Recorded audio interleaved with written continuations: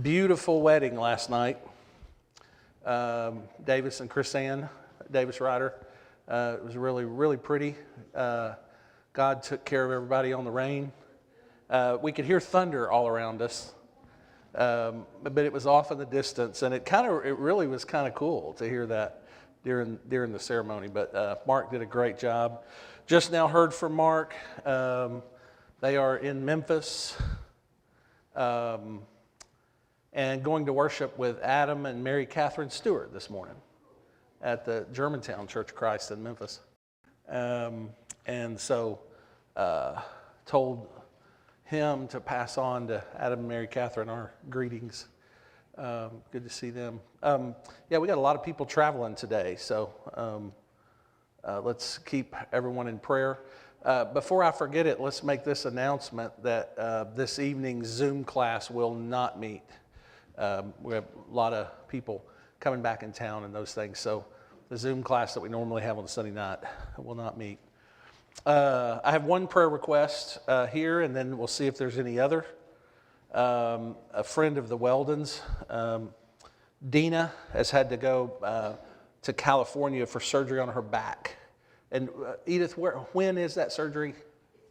Thursday. Okay. Surgery Thursday. Of course, we want to remember the Brackneys traveling for the next 2 weeks and some. And then everyone traveling today. Davis and Chris Ann, so they begin their new married life together. Anything else that we have this morning? Okay, let's go to our Father in prayer, and then we'll go to John chapter 12. Father, we are grateful to be here this morning. It is really and truly a wonderful way to begin our week, to open our eyes to a new week, and to get up and get moving, and to come here to be together with other brothers and sisters, to be here with our family. Father, most of all, to be here with Jesus, to be here with you by your Spirit's power.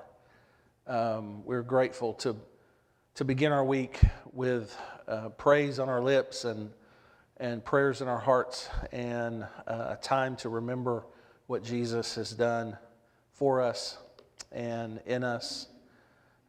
Father, we pray that we be encouraged by each other and built up together. And Father, we are grateful for your word, and grateful for the power of your word, and the way that you have written this story to us. And John is coming to the end of a section here that has gone all the way from chapter 2.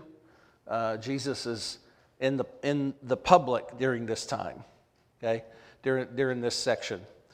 I closed last week by mentioning to you that during that section, 12 times, Jesus says, "My time has not yet come. The hour has not come."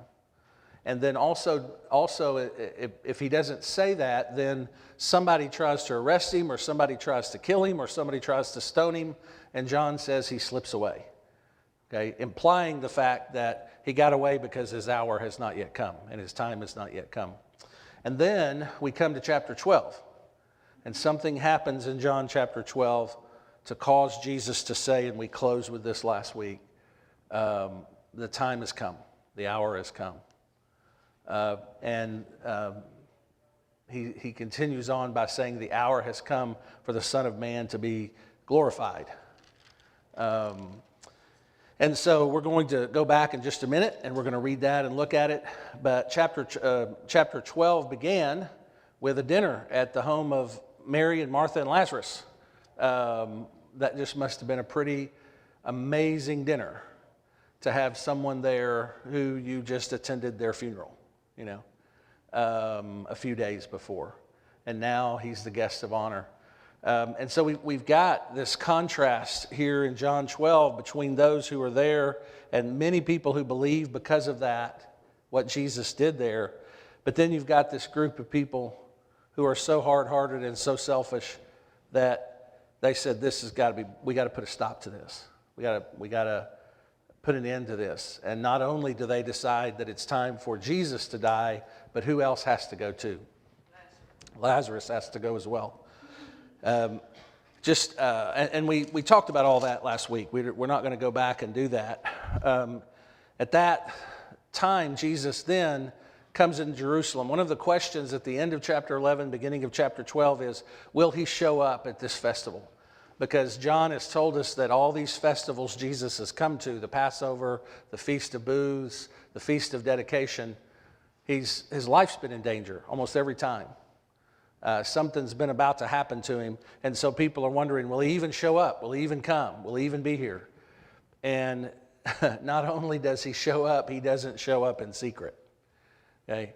He shows up, verse 12 and following, riding in on a donkey. Okay? Man, that takes us back to the book of Psalms. The people are shouting out and singing Psalm 118 as Jesus enters this, and they're calling him the King of Kings, the King of Israel. And it echoes back to the prophets. Zechariah 9:9 says, your king will come sitting on a donkey. And it also echoes back to Solomon riding in, the son of David, riding in and taking the throne in Jerusalem from his father David after his father David died. John makes the comment in John 12:16, his disciples did not understand these things at first. As they were watching these things, they're not putting